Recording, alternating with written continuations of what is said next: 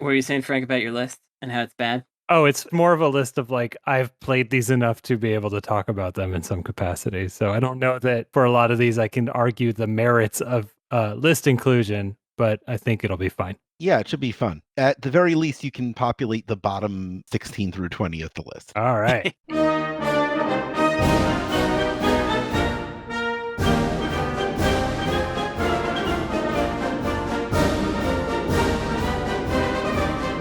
Super Mario All-Stars and Stripes Forever. This is episode 192 of Insert Credit, our 4th of July Independence Day special. This week, to celebrate America's birthday, we've invited some distinctly non-American guests onto the show so we can finally figure out if there are actually any good British video games. I'm Alex Jaffe, and my favorite thing about America is the soundtrack. I'm Frank Cifaldi. My favorite thing about America is Canada. I'm Brandon Sheffield. My favorite thing about America, man, I'm gonna try really hard not to just be snarky and say something terrible about America, because that's what sure comes to mind right away. My favorite thing about America, we have thrift stores. Most places don't have those. Like most places in the world don't have a shop that you can go into. In the United Kingdom, we call them charity shops. Yeah, you call them charity shops, and they're different and they're crap. They're like, it's only your dead grandpa's pants, and that's all that's there. It begins. Already starting stuff is I wasn't gonna do it. Yeah. He avoided slamming America by slamming the United Kingdom. Yeah. That's true. A returning guest to the show, Mathew Kumar, is with us. Yeah, hi, it's me. It's actually Canada Day as we record this, so I believe, as I'm currently in Canada, I'm legally prohibited from saying anything nice about America, so let's just move on. All right. Well, to round out our cast this week, we've got guest of the show from ancient times. You know him as the developer of GURP. Bennett Foddy is here. Only GURP. Just GURP. Hey everybody, I guess my favorite thing about America is nobody will shame you for playing a video game. That doesn't sound right. No, you must not have gone to my middle school. It's comparatively true, we'll put it that way. We have the two best kinds of British people here. We have a Scottish person and an Australian person, which is like British but better. That's extremely not true. It's a little like saying the best part of America is Canada. Yeah. We got all the British games. That is definitely true about Australia. So this is going to be one of our famous ranking episodes where this time each of us is going to go through it draft style, where we all pick a game from lists that we wrote prior to the episode. And by introducing each of these games in turn, we're going to argue why they belong on the list and figure out where they belong on the list as we assembled it. And by the end, we'll have a list of 20 games from the British area that may argue for the legitimacy of the region as a viable game producer. So I have a question. Yeah? Do we need to adjust ourselves for PAL timing? Do I need to talk faster? A little bit. Yeah. Okay. It hurts a little more. If you're listening to this on a podcast catcher that allows you to adjust speeds, let's do it at like 1.25. How many minutes, Jaffe, do we have to talk about? We have 4 minutes on each question, on each game. But before we go into it, I want to quickly try to figure out what exactly is a British video game. Oh, God. It's a video game made in the United Kingdom. Is it? That about sums it up. Yeah, I mean, isn't that what it is? For someone who doesn't live in the area, is there a difference between, say, a Scottish video game and a British video game? Or an Irish video game and a British video game? Well, Ireland is not in Britain. Yeah, Ireland's not in Britain, so that would be the difference, wouldn't it? And Scotland is is ultimately part of the British Isles. But yeah, I mean, it's going to come up, considering at least on my list, there are several video games that were developed in Scotland, and we can work if there's anything different about them as we talk, I suppose. But I guess the main thing is big heads, a lot of animation. Sure. Backgrounds scroll way too much. All power-ups bounce. Well, and also just there's a lot of things floating in the air that are rotating that you need to collect. Yeah. And the music has a very aggressive, I believe the term is arpeggio. Yeah, music is like transcendent 90s club music, no matter the era it was made in. Yeah. I mean, that's all European games, but okay. It's true. Maybe we'll start seeing a little more individuality in British games post-Brexit. I don't know how to apply this. It's sort of a sensory thing, but every British game to me smells like an ashtray. So I don't know what to do with that information. I think the question though is whether it counts if it's a British person living abroad. Yeah.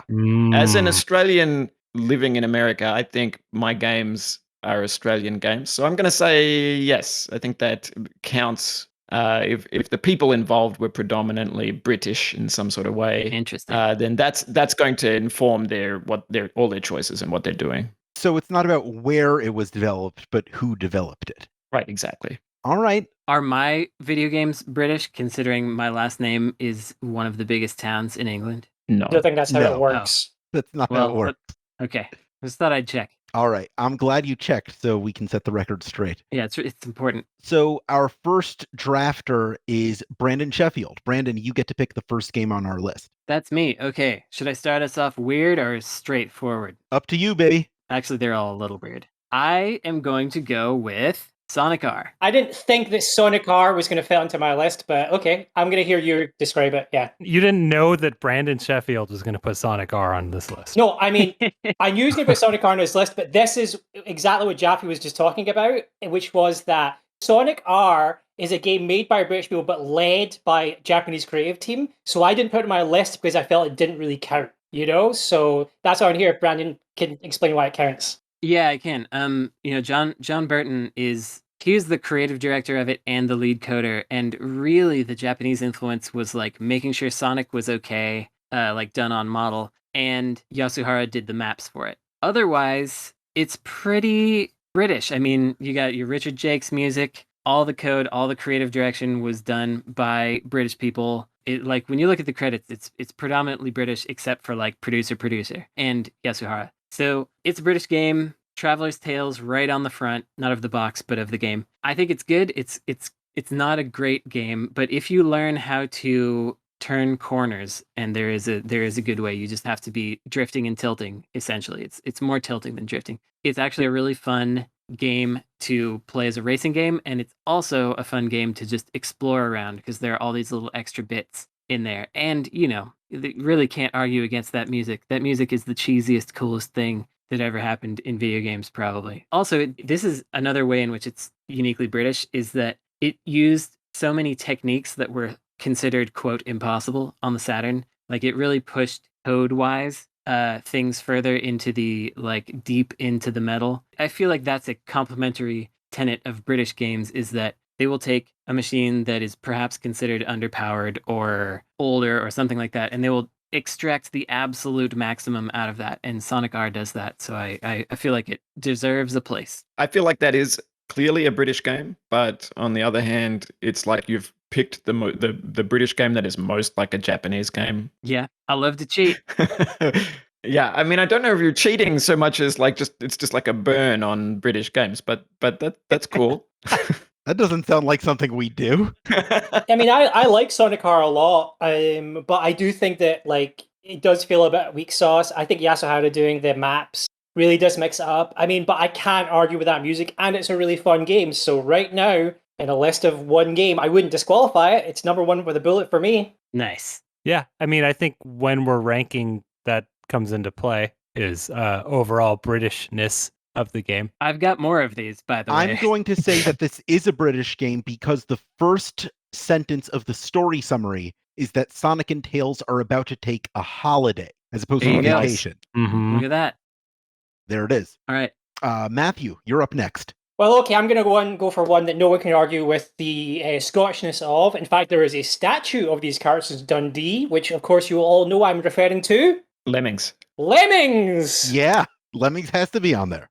Yeah, Lemmings, it was a phenomenon. Like, at the time, if anyone listening is not familiar with the game, because it has been a while now, you have a bunch of little lemming characters with white faces and green hair and blue bodies that walk about without your ability to control them. You can select them with your cursor and make some of them do certain things, make them blockers, make them diggers, make them little stairway builders, and you have to solve puzzles to get them through to the end of the level. At the time, it was amazing. I still think it's actually an incredible bit of game design. There's very little to say other than that. I don't know, Bennett, do you have any opinions on this one? Yeah, Lemmings is the quintessential example of a messy puzzle game, a puzzle game where, execution is difficult and doesn't always work out perfectly because it's all about like where the pixels were after the little guys like destroyed them or drilled through them or whatever. Really, one of the true originals of the era, and interesting for that kind of game. It's such a big success. Was never really cloned, which is an interesting thing. There were some things that were a little bit like it, like you can think of like Benefactor or something, which DICE made. Was there not like Troddlers or something like that? Troddlers, yes, Troddlers is related, but it didn't spawn a genre by any means. It also didn't spawn a franchise, weirdly. There are like 5 Lemmings games. Yeah, sort Yeah, of. there's sequels, Lemmings 2. I like Lemmings 2 a lot, but there's probably too many types of Lemmings. Lemmings 3D is kind of a dark horse, really enjoyable 3D puzzler. But yeah, I think the problem is, like a lot of these games, like the companies didn't survive past a certain point, so they didn't exploit them. For Psygnosis was the one that had it, then it passed through hands. I think it ended up with Sony, and Sony just let it die, right? I believe there was a Lemmings type game on PSP, but the tragedy of Lemmings is that it's actually really, really good. As Bennett says, it's a messy game where a stray pixel can throw you off completely, but there's something really fun about it, and it was featured in multiple Game Center CX challenges, so it's quite following in Japan as well. So that maybe makes you feel nicer about it, Brandon. I don't know. One thing I think is interesting about that game, I don't enjoy playing it particularly, but it is essentially a side-on RTS on top of being a puzzle game, which I think is an intriguing design conundrum to make that work. And they do make it work, and it continues to be interesting. So, I certainly support it. It's not a game I want to play, but it belongs on the list. Is it better or worse than Sonic R? It's better. It's worse for me. That's better. 3 against 1. Yep. Dang it. It's all right. Sonic R's still number 2. There's a Have all long these way Sonic for it to games at the fall. bottom. All these Sonic games. Hang on. Yeah. Jeez. Well, the list is 50% Sonic games right now. If you have 3D Blast on this list, I'm just going to hang up. Okay, get ready to hang up. I might not say it. Our next selector is Bennett Foddy. All right. I'm going with a game called Pipe Mania by the Assembly Line, which was an Amiga game from 1989. Americans know it better as Pipe Dream. Americans don't like manias, they like dreams. So this, just to me, is just a kind of Tetris grade classic infinite puzzle game, and I think it speaks to the quality of and the originality of this design, that it's still used as the hacking mini game in all these AAA games. Like people still can't go past Pipe Mania as a basic design. It is really fun to play, and I would play it. And I still do play. There's a bunch of little known Japanese 2-player like versus Pipe Mania games from the arcades that I do play. I just think it's a really good formula. There's something great about embodying the time pressure as like a literal pipe full of water, and it's just very compelling to me. So I played Frisky Tom a lot as a child, which it's essentially like level-based pipe dreams, where you have one specific pipe route that you have to keep repairing and shoring up and putting back together. It's of course less of a self-driven puzzle. So when Pipe Mania came out, I was like, wow, this is like an expansion on Frisky Tom, which is probably not what anybody else thought about that, but I like it. What I like about Pipe Mania is that because we couldn't use the word mania, we instead decided to go with an opium reference, which is obviously much more suitable. There we go. Well, it's just that, in the UK, the idea of having dreams is like a mania. Like if somebody's like, I have a dream, you're like, that is insane. Whereas in America, you're allowed to have dreams. So that's what it comes down to. That's why they called it the Mania Cast over in the UK. And that's why they called it Sonic Dream over here. Yep. I was going to say something interesting I just looked up about Pipe Mania or Pipe Dream is that it was the basis for a North Korean propaganda game, Railway Assemblage. So it's the first game on the list to be used as part of a North Korean propaganda. Nice. Oh, that's good. Okay. That might be the first game on any list we've ever done to be used for that. So in terms of ranking, for me, what I'm struggling with is I'd rather play Lemmings right now than Pipe Mania, but I think Pipe Mania is a tighter game design that I respect more. So I don't know which one tops it for me. I'd rather play Sonic R than any of them.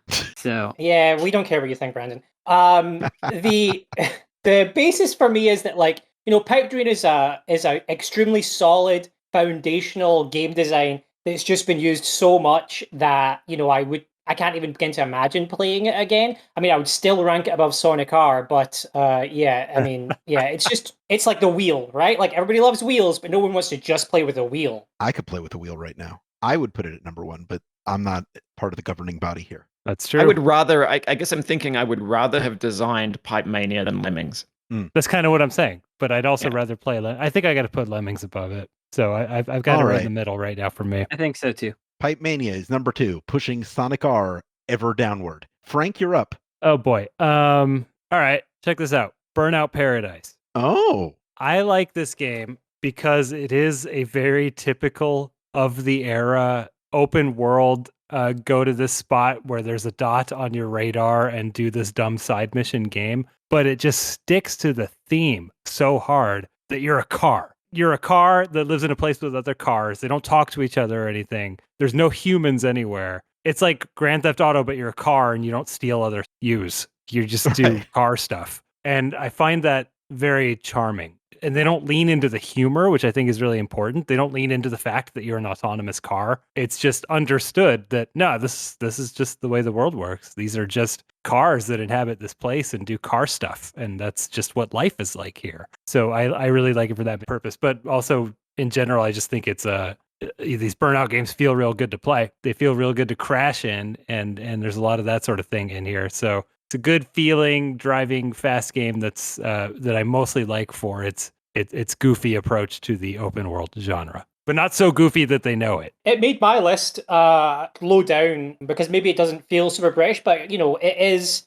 a Criterion game. It feels great. It's some people would maybe argue for different Burnout games, like maybe Burnout 3 people put above. I can't remember, but I really love Paradise. I've 100%ed it. I would happily play it again when it reaches some low cost level when it hits Switch. Yeah, it's just an all around great open world driving game. And I don't think anything else since then has ever kind of matched it. It's also the first game on this list from the 21st century. Woohoo! Pretty good. All of those Burnout games are amazing. I think 3 is the one that really sticks in my mind, but I could stand by this game as well. Sounds like a number 1 to me. I don't know. I don't know. Is it better than Lemmings? Is it better than Sonic R? I don't think so. I mean, I'm going to fight for Lemmings still, but yeah, I mean, I'd put it under Lemmings. The Lemmings. Under Lemmings. Great. Another crushing blow for Sonic R. Speaking of which, though, Brandon, you're up next.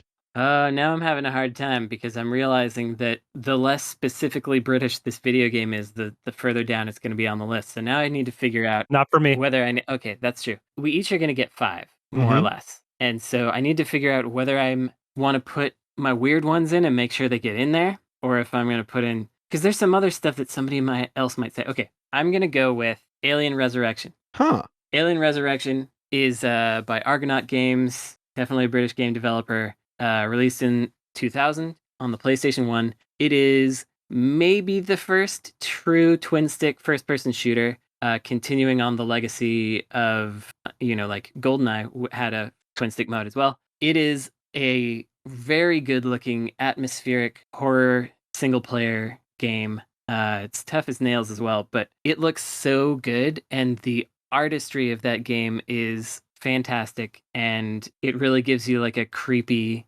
vibe and kind of a dread skulking around the corridors. You start off shooting people in a lab, but then it gets to xenomorphs later, but it kind of holds off on those for a long time. Less shooting than you might expect, and more kind of creeping dread type horror. And I know it's kind of a dark horse for this list because it doesn't have anything that you would traditionally feel is like British in the Amiga sense, but it feels like, to me, the start of when British games started to be really like AAA high-end things, like when you get into the Rocksteady zone of things, then it's really like, okay, yeah, they've accelerated. And to me, Alien Resurrection is that. So I don't know if anyone else has played it, but I think it's very good. The movie Alien Resurrection was directed by Jean-Pierre Jeunet. Yeah. So maybe they're trying to make a French game here.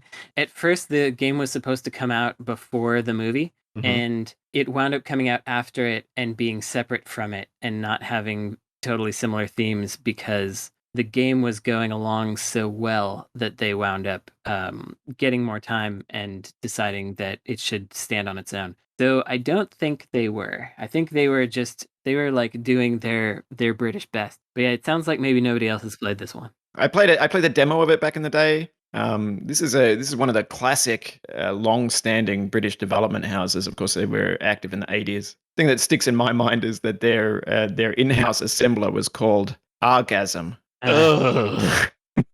No thanks. Well, that puts it a little further down on the list.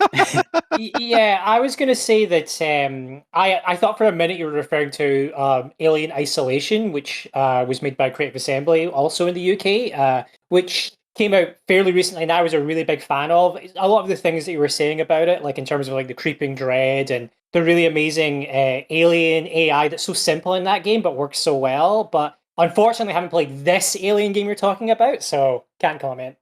Yeah, the reason I put this out here is because I feel like this game is super underappreciated because it's a licensed game. But I've actually interviewed a lot of the people on the team about it, and there's been kind of a resurgence of interest in it. I think DF Retro even did an episode talking about it because it does a lot of things that weren't really going to be done again until the 360, roughly, is what it feels like. There's a making of it on Eurogamer from a couple of years ago. Right. Goes above Sonic R for me. Above Sonic R.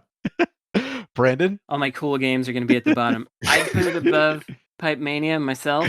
Frank, does it go above or below Pipe Mania? Above Pipe Mania. All right, that's where we're putting it. Okay. Right smack in the middle. Matthew, you're up next. Again, it's a bit of a struggle to think if I'm only getting so many, which should I pick? But I think I'm going to have to go for another foundational classic, and I'm going to go for Elite. Oh! If people are not familiar with that game, it's a really early sort of open world space simulation where you get started on a planet with a spaceship, you buy things, you fly to other planets to trade them. There's a very 2001 kind of inspired kind of way of docking with space stations. And there isn't really so much of a goal other than just becoming the best like trader and starfighter in the galaxy. We reach a rank, the elite rank, basically. There are sequels. There was a couple on Amiga and PC. And then obviously recently there's Elite Dangerous, which is a huge success. Elite Beat Dangerous. Yes, Elite Beat Dangerous. And when you look at that game, the development of it, like they had a very tiny amount of like memory to work with. Everything's generated. The wireframe graphics are pretty classy. It's still quite playable today, to be completely honest. And I think it's just an incredible work. I find I'm losing my words here, but I just think it's a really amazing game. But this is a series that's still active today. Of course, they're still working on the most recent sequel to it. And I think you're right, absolutely right. It's a foundational game. It's very important. But I love this pick because it's emblematic of what makes European games different than American, Japanese games. So, in Europe, they had computers because consoles were not much cheaper, right? So everybody had a computer in their home. And computer games, what do you get differently? Well, you don't get good sprite hardware or good sort of like graphics maybe, but you have a lot of memory compared to an NES. 32K on the BBC Micro is like 16 times as much, and you can do a simulation. So their games are much more simulation heavy, and a lot of the experimentation was more in the simulation vein. And so I think this is a perfect example of that. It's a game that's using procedural generation, as you say, and also like being really it's like a trade simulation, a space simulation, a flight simulation. I really recommend the sequel, Frontier Elite 2 as well, which is a game where you can kind of like go from zoomed in on like a post box in front of a house and zoom all the way out to a galaxy in like one smooth take, way before Spore was pulling that trick. So yeah, for me, this is an enduring classic of English games. Yeah, I definitely considered Frontier, but didn't go for it in the end because I thought just go for the basic, go for the original. I didn't put it on my list because I knew someone else would, but it's a very boring but correct candidate for number one on any of this sort of list. I mean, not that the game is boring, but as a choice, it's like it's one of the obvious ones to be like, this is the best one because it really is like the tip of the spear of the whole. I mean, obviously sim games were large in the UK, but they're big all across Europe, and Elite did something that nobody else, no other region was making this kind of game in this kind of way. So it is uniquely British on top of all of that. It's a good one. I recommend, by the way, I'm not going to put this on the list because I know nobody will vote for it, but David Braben's follow-up to this is called Zarch. It's like an arcade 3D game for the Acorn Archimedes. It's pretty difficult to figure out how to emulate that these days, so a lot of people haven't played it. There's an Amiga port called Virus that's not as good just because the frame rate is lower, but I really recommend if you can get a chance to play Zarch, what an amazing, fresh, contemporary feeling design. I think it's really Put them great. in the show notes. We'd have to play it in the arcade? No, you have to download an Acorn Archimedes emulator and the disk file for it and figure out how to use their operating system. I only know it as Virus, and it has this, just to talk about it a little bit, it has such an amazing kind of like framing of the 3D world where it looks like you're almost looking at a little stage on the screen, which I really love about it. That's more of a deep cut than a top of the tops type recommendation. Yeah, it's no Sonic R. Right. Does Elite go at number 1? Are we all in agreement on that? Yes. I think so. Frank? Sure. Okay. Yeah. Bennett, you're up next. It's tough to follow that one up, but I think what I'm going to do is go for a game called Damocles, which is a related kind of game. Let me try to pitch you on it because I know not many people outside of Europe will have played this one. It's an Amiga game in the Elite vein, but it's like, well, I'm going to take the idea of Elite, which is to simulate a kind of a solar system or a galaxy scale situation. And I'm going to do a really interesting situation with it. I'm going to create like a kind of a embodied, immersive puzzle game. In Damocles, you find yourself on a planet which is about to be destroyed by a comet in 1 week's time. And the president of the planet has asked you to come and solve the problem. And they give you a ship, which is great. But you quickly find that if you try to fly to the comet or to any of the other planets in the solar system, relativity kicks in. Time speeds up, time is compressed.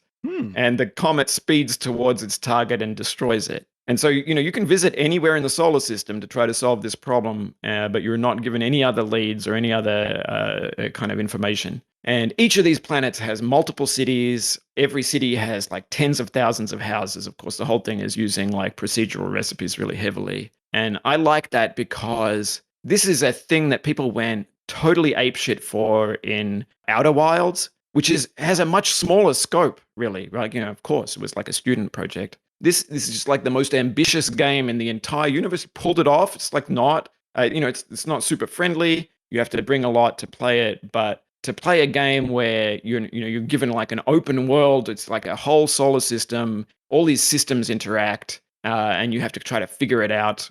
For me, was just exhilarating. It's sort of like selling the same promise as like No Man's Sky, but kind of delivering on it more, having a kind of a deeper sort of, I want to say a mystery is part of it. It's like a detective story in a way, but all told through artifice of an open world, long before the modern open world genre was really set up. So yeah, for me, Damocles, which of course is a sequel to a Commodore 64 game called Mercenary, but that has a much smaller scope. I think Damocles may be the most ambitious game on my list. Did Novagen develop that, or were they just the publisher? How did that work? That's right. But it's mostly one person, Paul Wokes, for Novagen, with some help from other people, but predominantly that one person. Really an indie game. I think about this as being like one of the most indie flavored 80s games that I can think of. Although it came out in 1990. 1990 is in the 80s. Basically. That's fair enough. Technically. Yeah. It's really interesting for you to bring that game up after Elite and to mention No Man's Sky as well, because like it's something very specific, I think, about sort of the UK of creating these games which are kind of like massive simulations that you sort of like have to explore and kind of figure out. Like Damocles is kind of like a bit similar to stuff like Midwinter, if you know that one, or even like going back to something like Lords of Midnight or some of that, where it's just like there's lots and lots of locations and places to go in a sense of kind of a simulated world that could be very, very alienating and confusing if you don't really have a clue what you're doing. Because I never actually played Damocles, but it's like one I remember, at least a Mercenary franchise I remember, and I've always been fascinated by these games. I think that's why, like, not to talk about Elite a bit more, was just like Elite is very like almost accessible. You know what you're doing, trade stuff, right? Yeah. Things like Damocles is like off-putting how much you're sort of dropped into the world, but I also kind of love that that's a thread you can see through British games all the way from Elite to No Man's Sky. That's a flavor that we love in Dark Souls, is indifference to the player, but it's so intense in that game. We're out of time. My instinct is to put this near the top, but what are you all feeling? I put it after Lemmings. Bennett? I think I want it to be on the list, but I think just under Lemmings is probably good. Brandon? Frank? I'm fine with it. I mean, it sounds really interesting. I haven't played it, obviously, but yeah, Go for it. I'm fine with it too. I mean, All right. especially for its British points. Yeah. The president in the game is named Margaret after Margaret Thatcher. You can't get more British than that. I could try.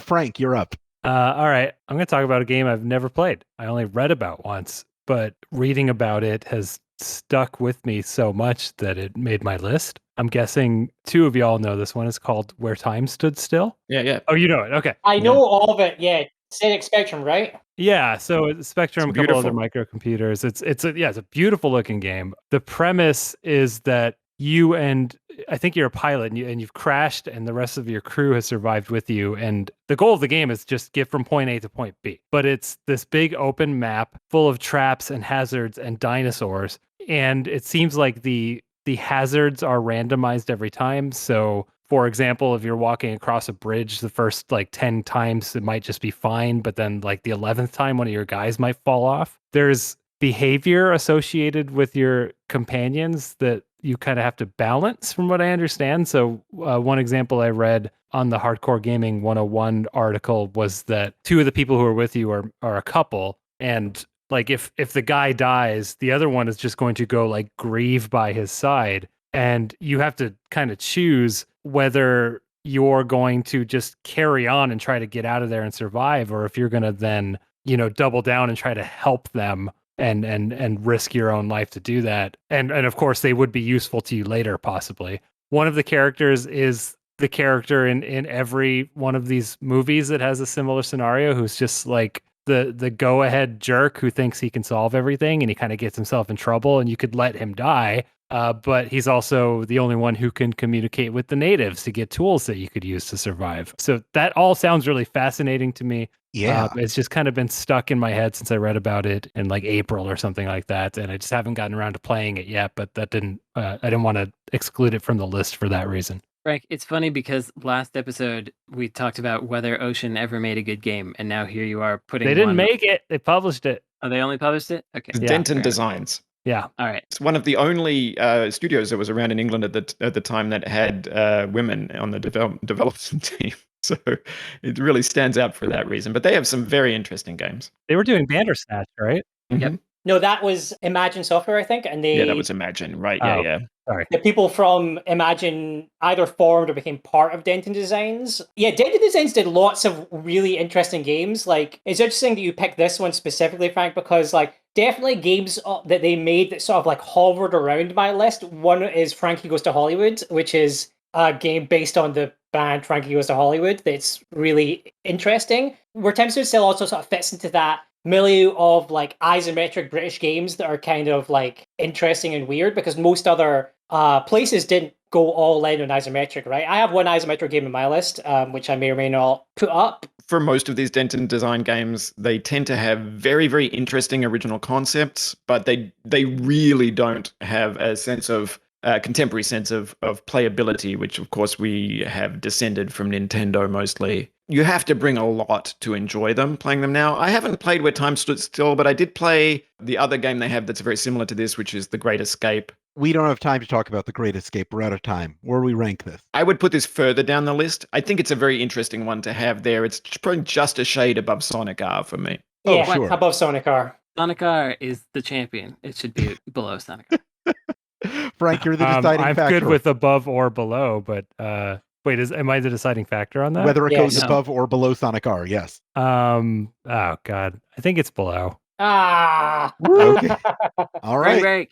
USA.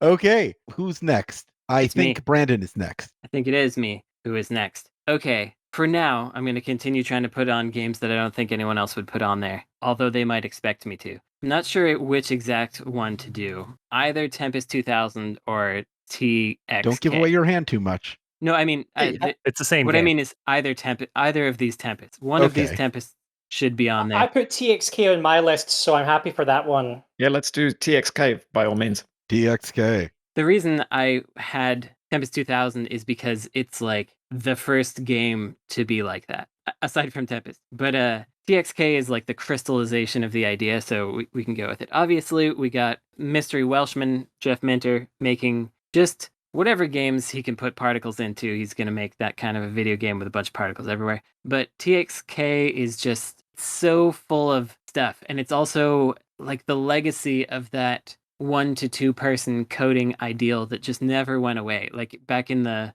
Amiga days or whatever, I would interview so many people who would be like, I miss those old indie days of just like 3 people in a warehouse making this game. And Jeff Minter has just never stopped doing that. It's just, he never at any point was he like, time to get a big team of 50 together. He's like, no, it's me and my partner, and that's it. I'm going to put yaks in here. I'm going to put particle explosions. It's going to feel really good to play. It's going to be hard to look at, and it's going to have techno music in it. And he sticks to it, and it works, and it feels good, and it is 100% British. Even though, I mean, Welsh people are, I don't know if they want to be British, but I guess they're part of the group. Some do, some don't. Yeah. They don't want to be, but they gotta be. I'm not sure he is Welsh. I think he might be English and moved to Wales. I think you're right. Yeah. Yeah.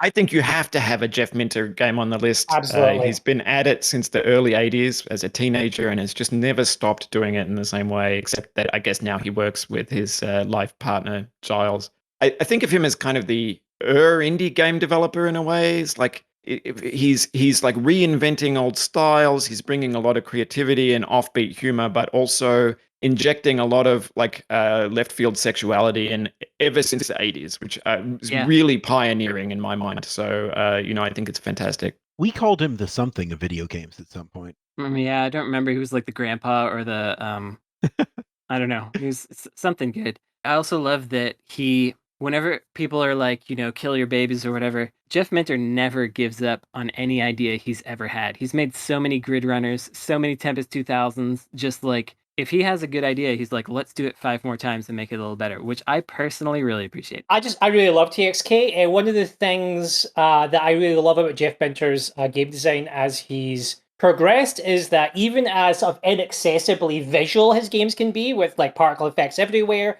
the games are actually super forgiving in terms of how you play them. Like, he has had the genius idea, he's the only person who does this, which is he allows every level, the game saves your score and level of lives at that point. So you can always just keep playing the game forward as if you're having your best run of all time, even if you fail, allowing you to see all of the content of a very hard shooter without feeling like, you need to do it on one go. You can always go back to the beginning and try again to get better and further.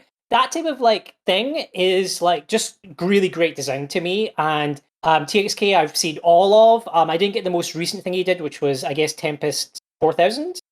Which I intend to pick up eventually. But yeah, as you say, all of his Grid Runners, everything else, there has to be a Jeff Minter game in the list, and I'm very happy for it to be TXK. Where do we put it? I mean, I'd put it at the top. Or at the top. All the way at the top? I like it at the top, yeah. Yeah. I don't know if I'm putting it above Elite, personally, but somewhere at the top. I could put it below Elite and be fine. Like, the two are interchangeable to me. They're the most British. Yeah, let's put it below Elite. Sure. The only thing is, like, Elite is such an obvious first choice that I would love it if we could find something else eventually. I like but if not, then it's okay. That would be for the best, I think. Matthew, you've got our next one. All right, I'm going to stay kind of on theme, and I'm going to go for, Skool Daze. Skool Daze is really interesting because it kind of fits kind of a lot of theme of British games, which is like it creates a kind of a world that's based in reality. So a lot of these games, everyone's the Wally, Frankie Goes to Hollywood, they're just kind of set in the normal type of like life that the people who'd be playing these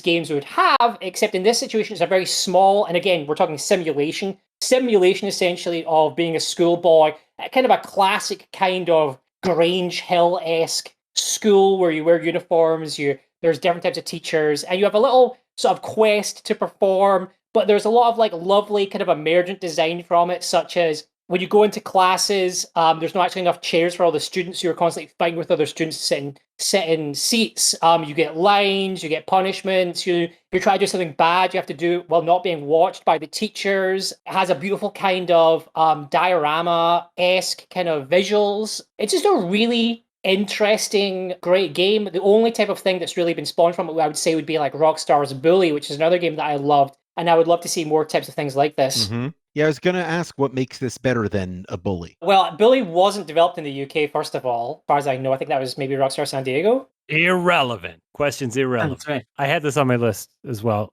I think I really appreciate a game like this that is just in such a limited space, but has a lot of toys within it. Like Matthew was saying, just it being sort of grounded in some sense of reality, and the other moving things feeling like living people, like the teachers seeing you or not seeing you, stuff like that. I think it's a pretty remarkable game on the spectrum. Very, very British in my mind. I think we grew up watching Grange Hill, even in Australia, and that was my window into that very strange English world. And I think just for the amount of Englishness in particular, I'd say more than Britishness deserves to be on the list. The funny thing about it is obviously it doesn't represent anything about how my school days, felt. I mean, I did wear a uniform, admittedly, but like it's very much based in the idea of Grange Hill, which, if listeners aren't familiar, is a classic British afternoon soap opera, basically about kids at school. And the one thing I'd say as well is that Skool Daze is actually still very playable nowadays. Like a lot of these games you're talking about, the spectrum, they don't have that base playability, a bit like Bennett was saying, in terms of good feeling controls. But if you can get past that sort of mindset and take it on the level that it is, the emergent nature of the world makes it still very interesting and playable, I think, even to this day. Now, what makes Grange Hill better than, say, a Degrassi? Well, I mean, as I say, it's Canada Day today, so I can't badmouth Degrassi either. So sorry, can't talk. We go. Where do we rank it? After Lemmings. Better than Damocles? Down in the middle of the pack for me, this one.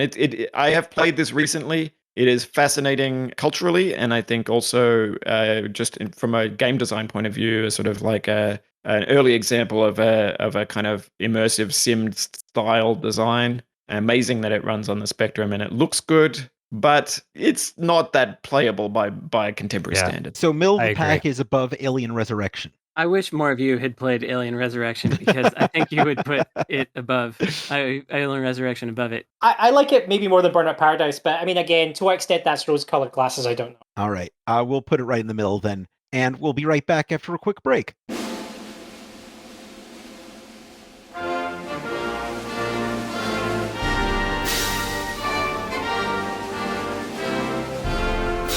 Frank, I'm relying on you to put a certain game series in here. If you don't, I'm gonna be surprised. I guess I'm gonna be. Oh well, I think I know. I can potentially guess, but I don't know. The next one I do will be my guess. All right. Okay. All right. And then if it's not that, then I probably don't have it.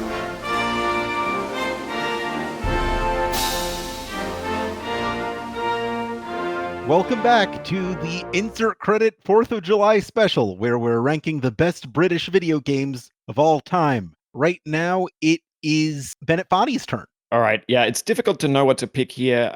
I wanted to have at least one pick in the list that is representative of British humor, because I think that is one of the things that gives it a different flavor than games from other places. And all through the 80s and 90s, I think of British comedy culture as still being in the shadow of Monty Python. So it's surrealist humor, right? It's absurdist humor is really the flavor of games from the UK for me, from that whole era. The one I want to pick is Sensible Software's Wizkid. If you haven't played it, it is a very, very strange game. It is, on the one hand, Breakout, but you are the ball. You're a funny little kind of embodied ball that can bite the bricks and headbutt them and juggle them on his head. But then periodically goes into a kind of a world where he grows a body and legs, and you can walk around and do things like clear out a volcano by pooping on a toilet, or you're swimming around underwater, you're rescuing kittens. There's all of this kind of very sounds British absurdist style of it's a very absurd style of puzzle solving.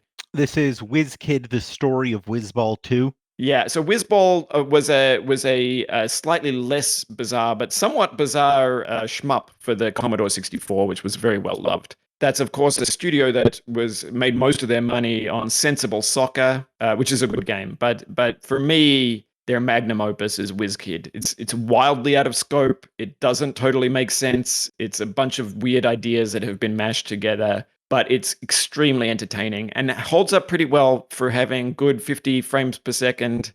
Pretty unusual for games from that time. And the opening title has all kinds of particles flying all over the place, which is just about the most British thing you can do. Yeah, just to set up the beginning, he's conducting the 1812 symphony with the cannons going off, and he's conducting the orchestra, and at the very last note of the song, his head explodes. So that was the flavor of humor that you had at the time. Very giant footsteps on everybody. Yeah. Yeah, Wizkid didn't make it onto my list, but as you say, it's a really great example of sort of British surrealist humor and just kind of the specific style and I would say feel of a British amigo game is very brought across by the visuals and the play and everything of Wizkid. I don't have anything particularly educational to say about Wizkid. It's definitely what I would call, in terms of sensible software games, it's the insert credit type of choice, right? It's the not the one everyone thinks of straight away, but it's also like one that's like really good if you want to seek it out. So it's pretty high on this list, I would say. Yeah, I'm watching a video of it, and I like how basically incomprehensible it is to look at. That's what we're going for. This looks like a middle list to me. Fair enough. I just struggled to find something that was as steeped in the flavor of British humor. I think this is a game that deserves to be on this list. Let's be clear. This is an insert credit choice for sure. I like this. Personally, I'm looking around Burnout Paradise. Put it above or below Skool Daze, frankly, for me. Maybe above, but I'm not sure. Bennett? I would put it one slot above Skool Daze. That seems to be the consensus here. Brandon, you All okay right. with that? Yeah, I'm cool with it. Okay. Once we move Alien Resurrection up a few slots, it's all going to be perfect. Wizkid, the story of Wizball 2 goes right there. Frank, you're up next. Okay, let's do Batman, Arkham, Knight. Let's go with Knight. Yeah. This is indeed what I was relying on you to put out there. Okay. I like Arkham Knight specifically because, well, I feel like it was a little bit overlooked somehow critically because I thought it was fantastic. And it's like this group was just at the peak of this thing that they were doing. Like it is the quintessential ending to that line of work, I feel. Everything's better than the previous two games. It just somehow like bouncing from side mission to side mission just seems a lot more seamless. You also have a lot more reason to do the side missions. It's such a small touch, but most of the side missions aren't just like go find the 50 things. It's I mean there is some of that, but it's like most of the side missions are actually events where you are chasing a villain that you know really well. You know, it's all you're stuff like Batman would do. It never breaks the world. yeah, exactly. So it's like you're doing these missions because like that's how you get Two-Face in jail. You're doing these missions because that's how you get to the Riddler who's in his hideout. Guys, I mean the combat in those games is maybe my favorite combat. I don't know. It's at its best in this one. The writing, I think, is at its best. Sorry, Paul Dini, but I think the writing in the third one. Yeah. And it looks great. I don't know. Like I love this game a lot. Yeah, I think it's really good. And another thing I would add to it is that I think it's a proper ending to a trilogy, which is cool. I always like that, and I also think it's a proper send off for Mark Hamill's performance as the Joker. Like, I think you put a definitive end on that, and if that is meaningful to you, like it is for me, just having grown up watching the animated series, I think that was such a good way to end that character. I think everyone has the same complaint about Arkham Knight, and that's the Batmobile. I like it. People just really don't like the Batmobile. I like it. I like stealth car. It's a stealth car. It is a stealth car. It's cool. My thing about this is, I mean, obviously I was hoping it would be on the list. I just want to make the argument for it being a British game because it is a little like, it doesn't have a massively British face to it. But I think that if you consider the tradition of British licensed games, British game developers made so many licensed games. And for a long time, that was like, at least in America, I feel like we sort of knew them for like either weird platformers starring a gross blob thing or any licensed game was going to be, you know, Ocean or Probe or Psygnosis or whatever. And this is sort of like the best possible example of doing it well and making the only game where you feel like Batman. So that's my pitch for this actually truly being a British game. This is an extremely good game, and I think that it's fair to say that licensed games have a British flavor. I will say, though, that this is in a genre that I think of as being quintessentially Japanese. So I think there might be a little bit of trying to cheat again, a little tiny or American. bit. I mean, Uncharted. I think American. Is sort of, This is yeah, like, for me, American. it's Nekatsu Koha Kunio-kun, Renegade. right? Like that's what set the template for this game of Batman. So Think so? yeah, I think like the brawler template, like Double Dragon, if you like, is basically the Oh, same. yeah. Sure, but that's I think that's more Arkham Asylum. Okay. Yeah, I agree. I always think of Arkham Asylum more being a Metroidvania, actually. Mm-hmm. looks like we're all over the place. This for sure deserves to be on the list. Yes. I'm not sure where. Yeah, I didn't put this on my list. I put Asylum because I played City and didn't like it and then never got around to Night in the end. But yeah, I mean, if you're saying Night is even better than Asylum, then I'm very happy for it to be on the list after Damocles. Sounds good. Frank? I'm okay with that. Sure. You went a little higher, Frank? I'm okay with it being higher. Yeah, I like it above Damocles myself. Yeah. I mean, I would put it above Lemmings myself. Is where I would put it below TXK myself.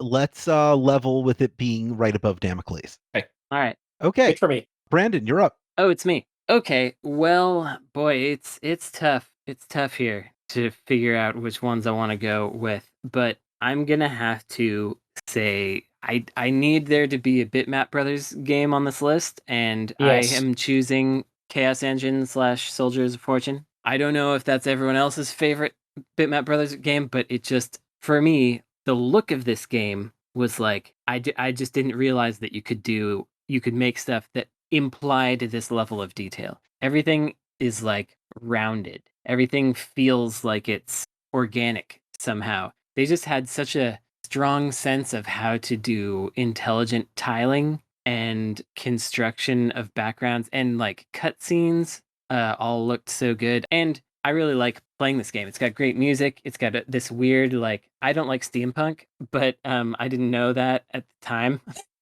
And I was like, what is this weird aesthetic that they're going for? And I played it a bunch on the Genesis, and the Amiga version actually looks better. And so it's a graphical marvel as far as 2D goes. Like it's what people still aspire to when they're making high-end, high-res 2D graphics. The perspective on the characters could be a little better, but the backgrounds and explosions and stuff, they're all top-notch. I love the use of color in this game. Oh yeah. I agree. Really beautiful. I think it's Dan Malone as the lead graphics artist. Really took a lot of leads from demo scene art of the day, which was really interested in making everything look metallic by using different shades for the dark areas of everything than you're using in the light areas. And the whole thing just has this kind of feeling of being like carved out of steel in some sort of way. And I really love that. It's a good game. It's a nice example of an isometric game, which was such a huge thing on computer games from Europe through the 80s and 90s. Yeah. I mean, it's not true isometric, though. It's like Zelda style isometric. It does have like you can go up and down stairs and so on. Camera is like straight down. It's not canted at an angle, but it is, you can see walls Right. when you can go up things. So that like kind of qualifies. it didn't make my list because my pick for Bitmap Brothers games is, of course, Speedball 2 Brutal Deluxe, but Chaos Engine is amazing. It's a great shooter. Absolutely worth playing. My pick would have been Gods, but I know nobody likes that game except for Gods me. is terrible. Oh my god, what's wrong with your Love that brain, game. man? So good. But anyway, I know nobody would vote The for way it. that the character moves. Oh my god. I love it. I'm so crunchy. There has never been a crunchier game. But I'm happy to put my weight behind Chaos Engine. Good game. I mean, you could at least pick Magic Pockets, which has the amazing Betty Boo song. Bennett, are you telling me you like a game where the character moves awkwardly? Yeah, I like it. I like everything about it is so crunchy. It's like just anyway, and it has one of the best sound designs. But I think this was from a very similar period of their work, to be honest. It was maybe 1 year apart or 2 years apart. So I see a lot of the same inspiration in it. Where do we rank it? I'm not as interested as I am in Skool Daze. That's where I am right now. Well, it's way higher for me, but Great. Yeah, it's pretty high for me. but I've played it a lot. I would say that in terms of games that felt British and were different to me, I played this game when I was like 12, 13 years old. So this is the British game that has the biggest influence on my personal life, I would say. I like it higher than Burnout Paradise, but I don't know if anyone would agree with that. I do. Sure. Well, in That's three deference to people. Frank, I think we should put it one below Burnout Paradise. But that was just 3-1. Yeah, but he wanted to put it below Skool Daze. Yeah, so No. it's actually not really even much of a compromise, but I'm fine with it. Well, it's a quarter of a compromise, basically, so it counts. Right, Yeah, exactly. sure. All right, that's where we'll put it. The Chaos Engine. Matthew, you're up. So how many do I have left? 2, right? Yeah, you have 2 left. Two. It's getting really tough now. Because Yes. we just had a discussion of isometric, I'm gonna have to go for the best John Rittman game. I was thinking about, just for the lulz, picking John Rittman's Batman, but I'm gonna go for the game that followed that, Head Over Heels, Yeah. which is a really, really fantastic isometric adventure game where you have 2 characters. You have Head, who can jump very high. You have Heels, who can run really fast. You're still doing that usual thing, exploring a surrealist landscape full of blocks to push and enemies to avoid, puzzles to solve. But it was pretty like groundbreaking at the time. It had kind of a save system. It had multiple worlds to visit. It had sections where your characters would join together to solve certain things and have to be split apart. In terms of a world design, at least for the era, it's extremely good. I actually kind of love how it looks. There's some nice, I think, later versions of it, maybe the Amiga and stuff, that look pretty good. And there's even a fairly recent, maybe retro remake, I think, that looks amazing as well. It was extremely seminal for me as a child when I played this. I don't know, I'm just a huge fan of this game. There are games that followed it, maybe the pinnacle of isometric game design, because I don't really rate any of Ultimate Play the Game or Rare's version of that. So yeah, Head Over Heels, John Rittman. So Ultimate / Rare, I guess, really kicked off this genre with Night Law. They were so far ahead of everybody technically in terms of being able to make like a full 3D game with physics where things could fall off of objects and land on other objects in 3D. So for me, I think that that Night Law is clearly the pioneer, but I agree that even for all of that, they're not that playable today. If you try to play Night Law on an emulator on default settings, on kind of realistic settings, it's about 8 frames a second, which is tough to take. And so the advantage of Head Over Heels, of course, is you can play on the Amiga version, which is going to run a lot faster. So I would recommend that people play Head Over Heels, but also just look at Alienate and Night Law, the games that came earlier, just to sort of understand how this whole genre was kicked off. This was such a big deal. It was like a wave that ripped through Europe and the Soviet Union of people making games in this style after realizing this is a thing that you could do on a computer that you couldn't really do on a console. And something that I think that Americans didn't really get to see until the Genesis era. So, for me, Head Over Heels is a good choice. That whole genre is really interesting to me because I knew it as a Japanese genre, but it was, of course, like the Japanese games were influenced by these. Like they saw these and then did it. So, like, to me, Light Crusader was the game that was like this, except, right. Light Crusader was not popular.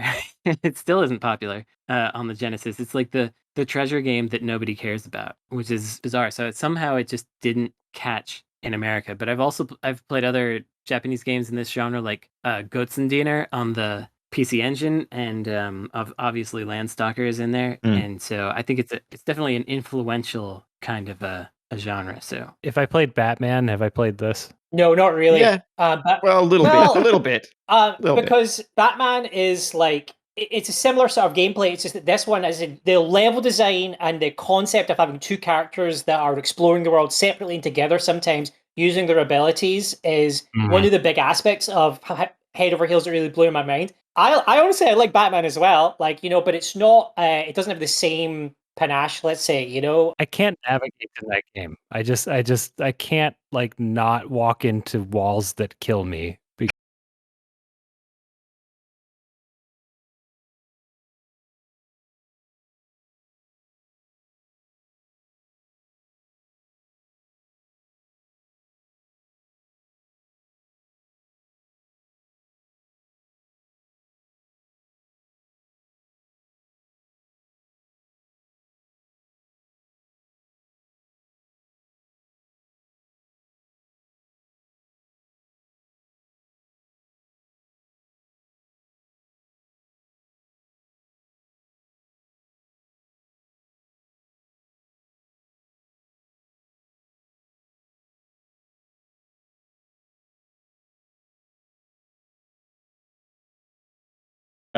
Peter Molyneux, I love him personally. we do a lot of making fun of him on this show. So it's easy to do. It's easy to do, but very few designers in history have had such a string of amazing hits that were not, in genres. They were. We also agree with that. Genuinely experimental. The one I would pick for him, it was a toss-up for me. The one I would play is Syndicate, but the one I'm going to pick is Populus, which I also would play. Interesting. But I think Populus is very elegant design. And it's a good example again of a game that you couldn't really do on a console very well. I know there was a Super Nintendo port of Populus, but you kind of need a mouse and you need a lot of memory. And so this is a game, if you haven't played it, where you're a god in charge of a tribe of people. You can intervene, but you can't really intervene on them because they have free will. So all you can really do is move little bits of earth up and down and do other kinds of abilities that move bits of earth up and down. And it's through tiny interventions you try to create massive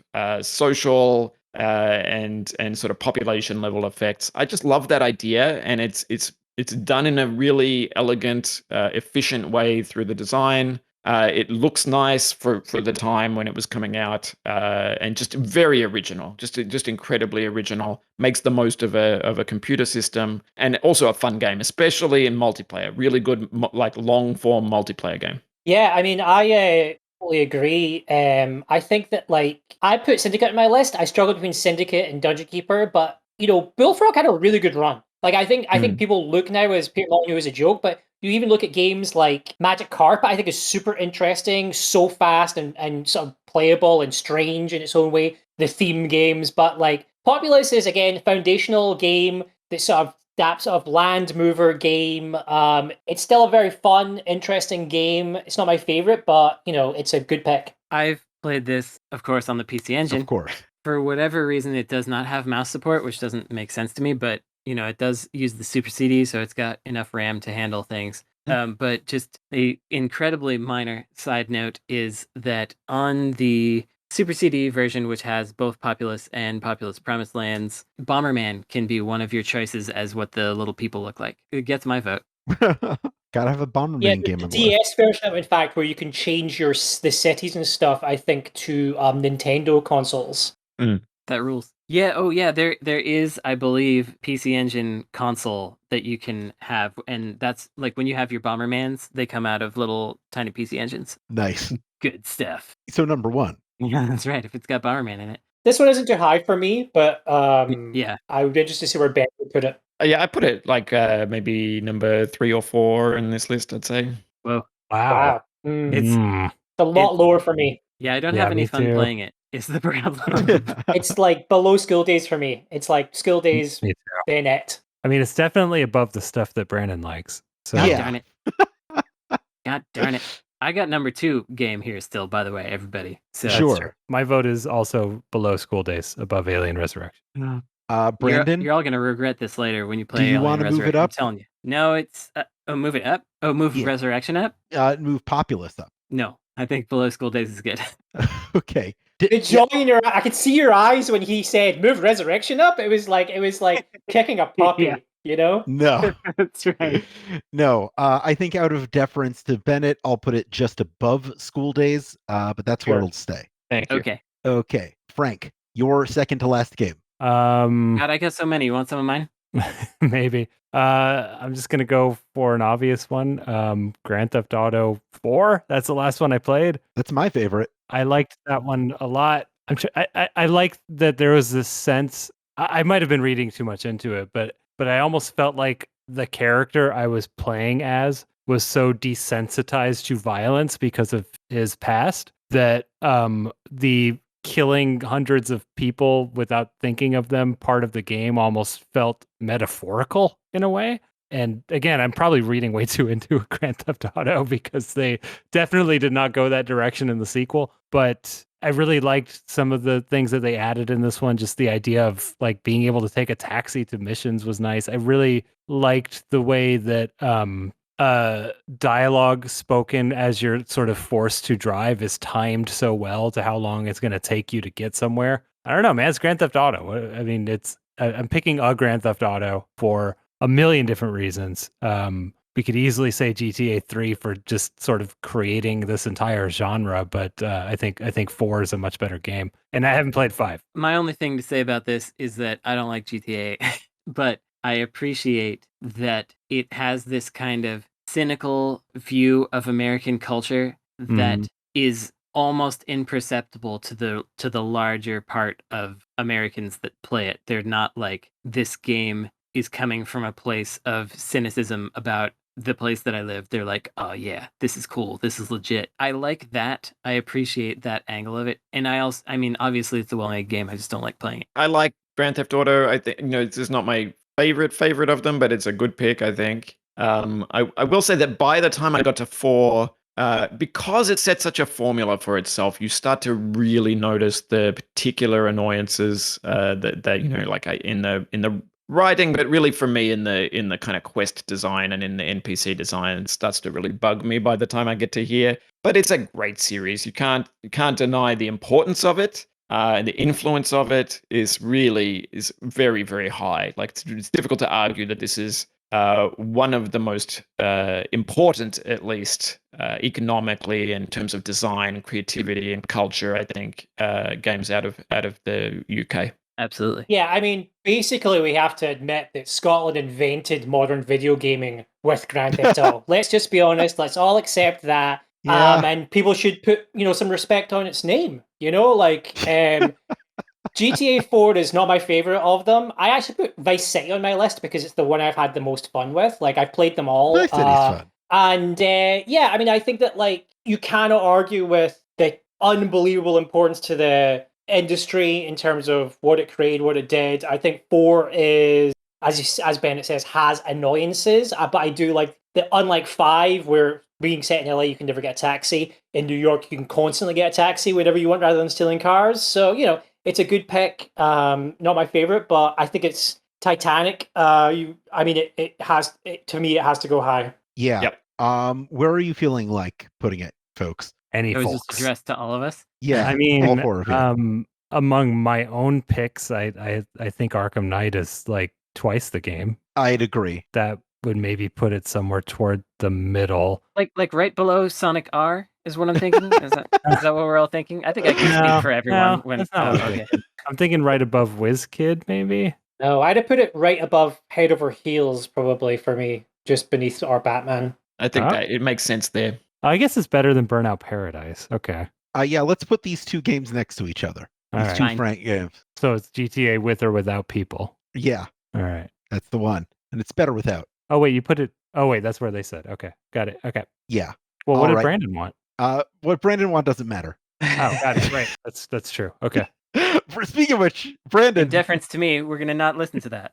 Brandon, it's time for time for your last pick. So I'm really disappointed that I have to be the one to do this one because I wanted to do something weirder, but it's not looking like someone else is gonna choose a WipEout. So I'm gonna do WipEout XL/2097. That's the second WipEout. It's a really good racing game. It's like, in my mind, the racing combat game template. Mario Kart went one direction, Twisted Metal took it in another, but this game was, it was synonymous with the PlayStation as far as I'm concerned. And it had that amazing graphic design. It had the music. It's just such a game that feels like it came from somewhere. It came from someone's design sensibilities, even though it came from obviously many people's sensibilities combined. I think that was my first awareness, really, of a game being British and good at the same time. Not to say that I had a huge amount of awareness of it before, but this was a game where I was like, I need to pay attention to who is making this and what they have done with it, because every choice in here was purposeful. And I even like the floatiness of the controls because you're a hover thing. For me, it all works. That's what I have to say about it. Yeah, we got to have a WipEout game on the list. sure. That makes sense. I hate playing WipEout personally, but I can't deny that it was an important series and it pulls off what it's trying to do well. Yeah. That series, it took me a long time to get used to because you really have to pay attention to your racing lines. It's not sloppy. There's no quick fix like a bounce turn in Mario Kart or something. You have to be It's very inertia based. Yeah, very inertia based, but you can't kind of argue with its importance in its representation of British gaming, almost culture of the late 90s. There's the dance music soundtracks, there's the visuals, which are by Designers Republic, which have that sort of weird sort of thing that was always been popular in the UK, which is kind of a hyper stylized version of sort of cyberpunk Japan. Do you know what I mean? You still see in I'm assuming the enduring popularity of super dry clothes and things like that. For me, the funniest thing about that is PS1 rather, felt so British to me in a weird way because of things like that. And WipEout is the perfect example of that. And I think the sequel is probably the pinnacle of the series when you look back at it now, you know? Yeah, I agree with all that. And the visual design really gives me this, like, clearly leading into the Y2K aesthetic that happened in the Dreamcast and all the, like, rounded corners on everything. It wasn't exactly that, but it was the gateway to it. And I feel like, at least for me, I played this in high school, I felt like I was looking at something new when I looked at This is that. pod And racing. It was truly pod racing. Yeah, I think it's a hot one. I wish I could have put in a weirder game, but I had to get this on the list. I appreciate your noble sacrifice. Where do we put it on the list? I mean, it's real high up for me. I don't know. It doesn't sound like anybody else is super into it, but I mean, I personally would put it below TXK for my life. Well, no, yes, I would. You don't have to do that. I'd put it above Burnout Paradise. Okay. As the Burnout Paradise person, I'm okay with that. Sure, let's put it one above Burnout Paradise. In deference to Brandon, I'm going to put it 2 above Burnout Paradise. I got deference. Yeah. I mean, I would undeference that by 1 point. Above Damocles, fine, but above Head Over Heels? No, not above Head Over Heels. Above Damocles. Yeah. Yeah, all right. Yeah, we're good. Next is Matthew. This is your last chance to add a game to the list. Okay, so the problem is there's one specific franchise that no one else has taken the bullet on, but I cannot have this list happen without me mentioning, as we all know, I've talked about it multiple times before on the show, the greatest game of all time, Sensible World of Soccer. Yeah. Everyone was just leaving it to you.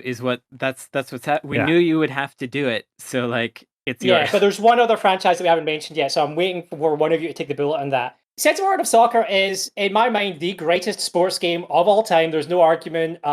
Every single character is a tiny pixel man. It feels incredible to play. Kicking the ball and scoring with a curvy banana kick is pretty much better than sex. Let's all be honest. We've all had sex. It's fantastic. But Speak for yourself, comparison buddy. to that, to sitting next to one of your friends right. and smashing in goal after goal, you cannot beat that game.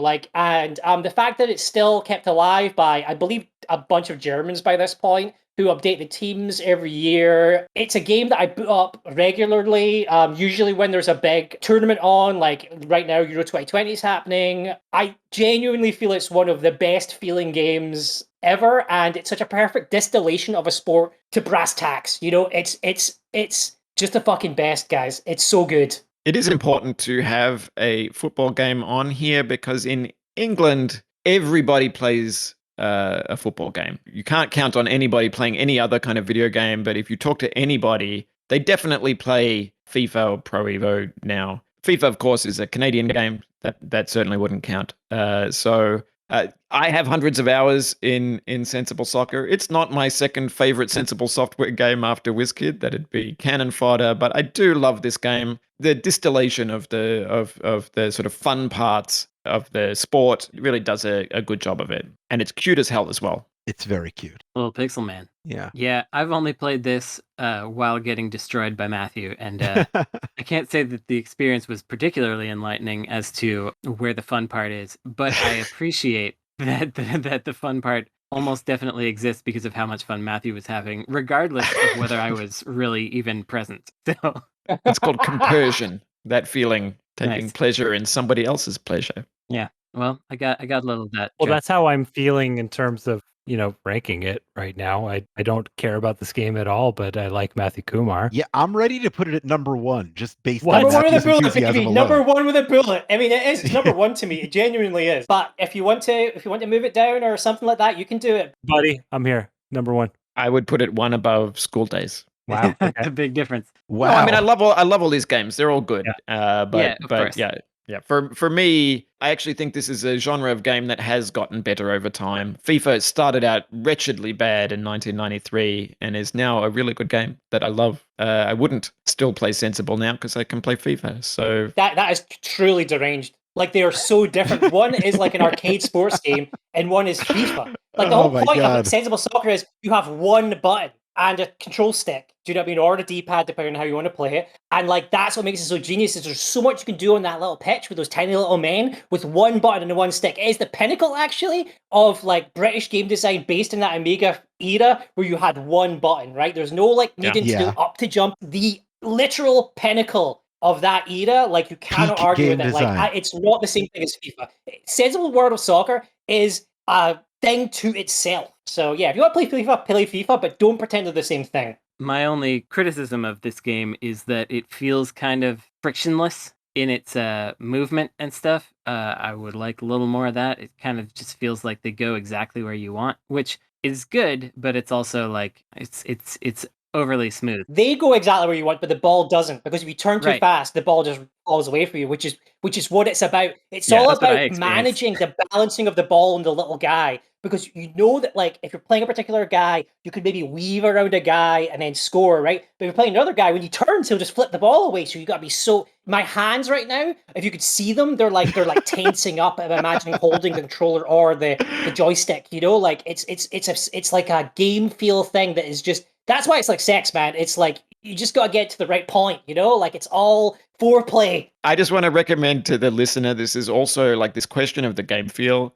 is one of the locuses of like one of the all-time game design beefs between Sensible Software, who made this game, and Dino Dini, who made the competing game Kickoff 2. Which is shit. And they take a different approach to game design. That beef is still ongoing, and if you watch Dino Dini's relatively recent GDC talk, you get a window into it. It's kind of amazing, and I recommend it. That's fun. Now I want to see like different teams of like video game soccer hooligans who support different franchises of soccer games. Yeah, and they're all like 45 years old at this point. Okay, we need to figure out where to rank this. Number 1. I just don't know. I mean, I'll never play it. But I'll put it 1 above Chaos Engine. Can we compromise by putting it 1 above Wipeout 2097? Of course, it has to be 1 above a game that I recommended. I would put it. Look, honestly, the lowest I would put it is below Lemmings. That's not really much of a compromise. We're bargaining. That's not really a compromise at all. In deference to me, that's where it goes. All right. It can go whatever, guys. Let's put it 1 below Wipeout 2097. All right. All right. Bennett, it's time for your last game. Monsters, all of you. This is a tough one for me, picking between a game that I still play or one that I think is important and people should know about. I'm going to pick the latter. It's going to be Deus Ex Machina, or as the author called it, Deus Ex Machina by Mel Croucher. I just think people should know about this. This is like 1984. Mel Croucher was this person who was the very first game designer to say fuck video games. He felt like they were too much in kind of violence and genre convention, orthodoxy, and nobody was pushing it to the kind of heights of artistic ambition that he thought that the medium was capable of. In 1984, he was sending like experimental games over pirate radio, sending like the bits over radio broadcast. You had to record the radio and then put it on a tape and load it into your computer. Really interesting guy. He was like, the problem with all video games, they're all the same.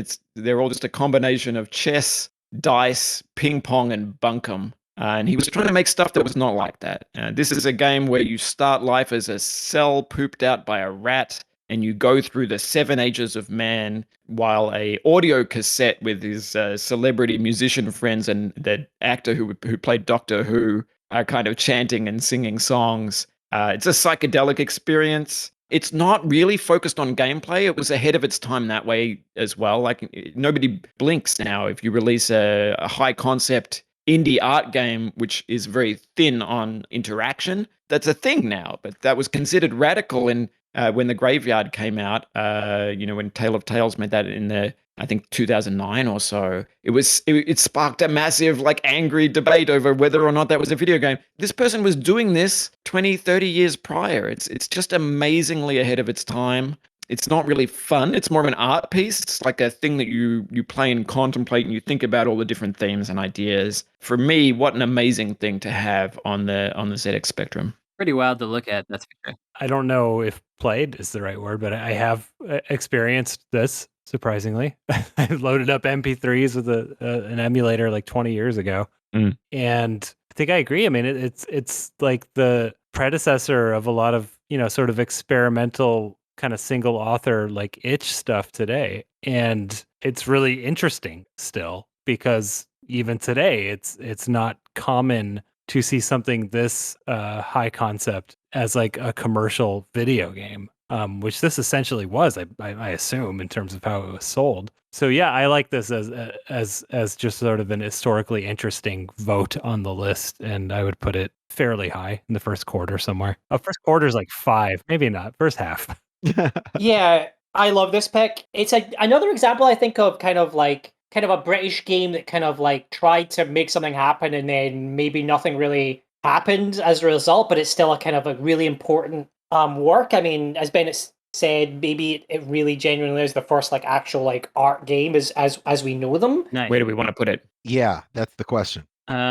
Middle for me, I would say. Middle's I fine. think the middle is good. It's definitely good to be on this list. It certainly is, 1984 doing a lot of things that people have continued to try to do over the years. It's definitely better than the Chaos Engine. I see what you're doing. I was there. going to say above Burnout Paradise. I was going to say above Wizkid, but so it's a roundabout there. The actual specifics are up to you, I guess. That's fine. Let's go one above Wizkid. One above Wizkid. Everyone cool with that? Yeah. Yep. All right. You are last up, Frank. What is the final game on our list? No pressure. I am down to games I don't particularly like, but I have played. Like that's where my list stands right now. I know. Like, can I therefore mention the franchise that we haven't added that has to surely be added in case it's on your Sure. list? Yeah. How is there not a Dizzy game on this list? Let's do it. Okay. Which Let's one? spin up Fantastic Dizzy? Let's go Fantastic Dizzy. Fantastic. I was hoping Prince of the Yolkfolk. Prince of the Yolkfolk's the insert Oh wait, credit pick. I thought that was Prince of the Yolkfolk. Oh, you're right. Prince of the Yolkfolk is the other one. It had a different name on the NES, which is where I played it. Yeah, Prince of the Yolkfolk. I agree. So I don't know what to really say about these games. What I appreciate about There's them an egg. is that I feel like it's a template that you could make a new entry in like once a month if you really wanted to, and they kind of did for a minute. It's a platform game with a series of locks and keys that are instead items that you pick up, like pieces of meat and trolls that want to eat meat. Is kind of the extent of the puzzles. Like the puzzles aren't super hard to solve, but the fact that they exist gives you some drive to do the platforming. It's not very good. Dizzy's really slippery in just about all the games. I mean, you'll jump and it'll just kind of keep rolling and then roll himself into the water and die instantly a lot. Yeah. They're not good, but I am very charmed by them, and they're, at least in my mind, extremely British. Like when I think British games, I think Dizzy. We I think we were joking about it at the top of the show. Most British games are just blobby looking guy jumping around, and This is the ultimate that. I don't know if Dizzy's like the first, but he leaned into it really early on. I believe they made him an egg because that was the shape that read really well when it flipped in the air. So that's what he is. He's an egg. That's my take on Dizzy. I think this series is really interesting. It's made by twins, the Oliver twins, who were coding on the Amstrad. That had a better keyboard, and then porting it over to other systems. I think reading between the lines, it sort of sounds like they were being exploited by their parents because they were making so much money, but it's an important series. There was a new one that came out just recently, Fantasy World Dizzy, I think it's called. It's actually really good. Very much the same gameplay, but beautiful pixel art and really well done. What I like about it is that it's designed by the Olivers, like on paper, but like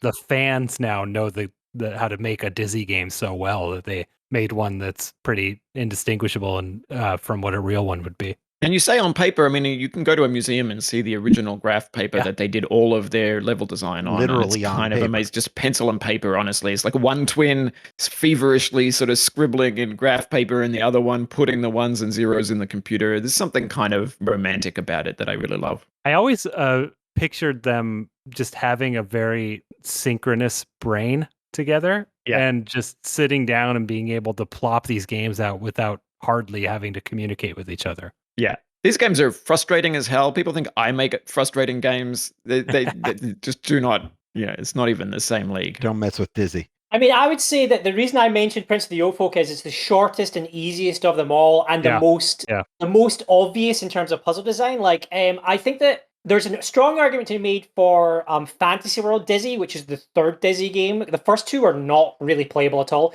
Treasure Island Dizzy famously gives you one life, so is basically completely unplayable, because almost every time you just immediately roll into the first pit of water and just die. But Fantasy World Dizzy is the one I think that starts where you're in a dungeon, there's a fire, and there's a jug with water in it. So you have to use the jug with water to put out the fire, and then that sets the tone for the game. And it's early, teaching the player how to play the game level design. And Prince of the Yolkfolk, I think, is the one that's designed by Big Red Software, so not actually by the Oliver twins. And I'm now revealing how much I know about the Dizzy series just off the top of my head somehow.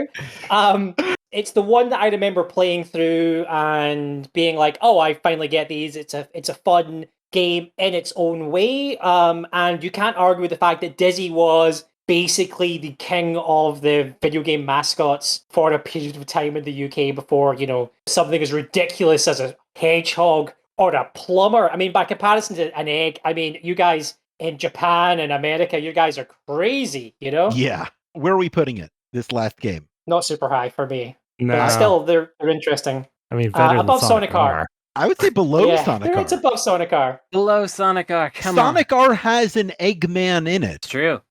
Not the original. Yeah. I would put it one above Sonic R just for its Britishness. This There's needs to be three a of us British saying list. that. That's Yeah. true. And there's no room for deference here. It's The too worst. small a window. However, this is our list, and this is your last opportunity to rearrange it. Before I rearrange, just a quick, if for some reason Prince of the Yolkfolk sounds interesting to you, I think the easiest way to play it would be an NES ROM, and there it's called Dizzy the Adventurer. It has a different name. So that's all. All right. Well, I think we should put Sonic R at the top. That's not happening, but I would be open to switching Elite and TXK if everyone's cool with that. To make a cooler list, I think that is Yeah. a reasonable thing to do. Yeah, I'm totally happy with that. TXK is amazing, and Jeff Minter deserves the props for keeping it real all this time, so. And it's real British. I am also okay with if we want to drop Arkham Knight and Grand Theft Auto 4 a little lower. No, I mean, I think they're okay. Yeah, they're fine where they are. I'm okay with Grand Theft Auto going lower, but I like Arkham Knight where it is. Same. Yeah, we could put it below Wipeout. I like Yeah, that. Wipeout That's a what I little was higher. thinking. Yeah.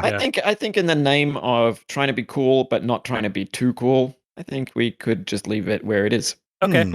All right. That's another approach. We seem kind of split on that, so maybe we'll put it one above Wipeout. All right. All We'll right. drop it down one ranking, but still above a Brandon game. Head Over Heels is a better game than Grand Theft Auto 4. It's a more British game than Grand Theft Okay. Auto 4. I think that's true.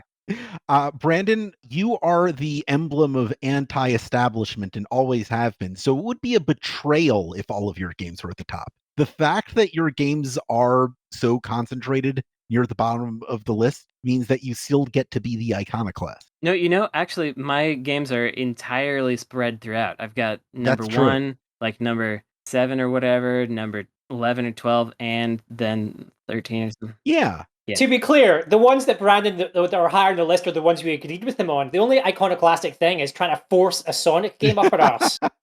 Yeah, well, there was going to be more of that, but I realized it wasn't going to go well for me. I had Outrun 2006 on here. I Yeah. had Sonic 3D See, that's the Blast. same. I didn't put that on my list either because, again, led by the arcade game already existed, so led by a Japanese team doesn't count, even though 2006 is amazing. Yep. I mean, Sumo did a lot of work on that. I mean, it was really them, but Not still. to disrespect Brandon even more, but I'd like to scooch Pipe Mania up one.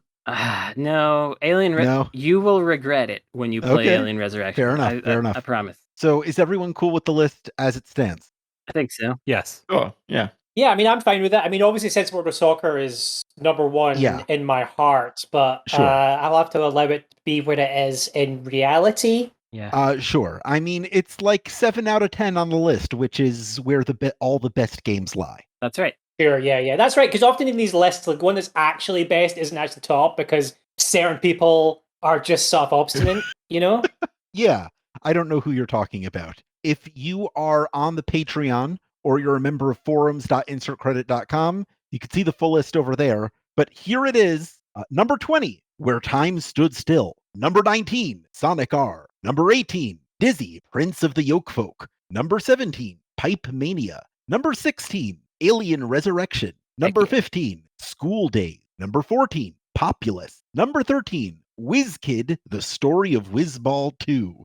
Number 13, Deus Ex Machina. Number 12, The Chaos Engine. Number 11, Burnout Paradise. Number 10, Damocles. Number 9, Sensible World of Soccer. Number 8, WipEout 2097. Number 7, Grand Theft Auto 4. Number 6, Head Over Heels. Number 5, Batman Arkham Knight. I messed up the counting somewhere.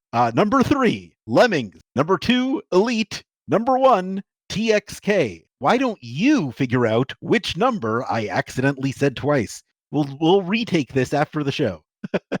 Just plug that in there. Just leave it that way. It's good. Whatever. Whatever. It's British humor, we're going to say. Esper, you figure it out. You know what? Let's not do recommendations this week. We just recommended you a bunch of games you probably have never played. Seek out the emulators or whatever you have to do to steal them. Does anyone have anything they'd like to say to our listeners to check out of their personal projects before we sign off? I would like for people to go on to itch.io, find out whether you own Gunhouse already through one of the many bundles, because I think 2 million people own Gunhouse. But on itch, only 12,000 people have actually downloaded it and played it. So check if you already own it and give it a shot if you do. Good advice. The only thing I wanted to mention was that if you follow exp.zine on Twitter, I often post my game review things up there from every game I've finished, which is a Tumblr. They're fun to read. And I love people reading those and having opinions. I enjoy those a lot. Everygame.tumblr.com. I like people reading those and holding opinions back to me. So please enjoy. Bennett, you got anything? I got nothing to plug. New game's super secret. Can't tell you. Ooh, shh. But you heard it here first. Game developer is making a new game. Yeah. We got the scoop. Put that on your game blog. I recommend trying to figure out what Bennett's new game is. Yeah. Also, I think Frank recommended trying to pirate Dizzy. That's also a good thing you can do. Right. Here are some of my recommendations because I happen to have Dizzy. a few. Well, I'd like to recommend that if you're listening to this show on any platform where you can subscribe to or review podcasts, that you do that. You can also go to patreon.com/insertcredit, where you could become a patron to submit your own questions, get our regular episodes 1 day early, 1 day early, and even access monthly bonus episodes and other exclusive content, such as our full lists, which we'll probably be posting there. You can also join us on forums.insertcredit.com and follow us on Twitter for our own personal updates and projects. The show is at Insert Credit. I'm Alex Jaffe. Frank is at Frank Cifaldi. Brandon is at Necrosofty. Matthew is at Mathew Kumar with 1 T. Bennett is at eFod. This show is produced by Esper Quinn with music by John Philip Sousa. Once more, I'm Alex Jaffe. I'm Frank Cifaldi. I'm Brandon Sheffield. Bennett Foddy. I'm Mathew Kumar. And your game has now been saved.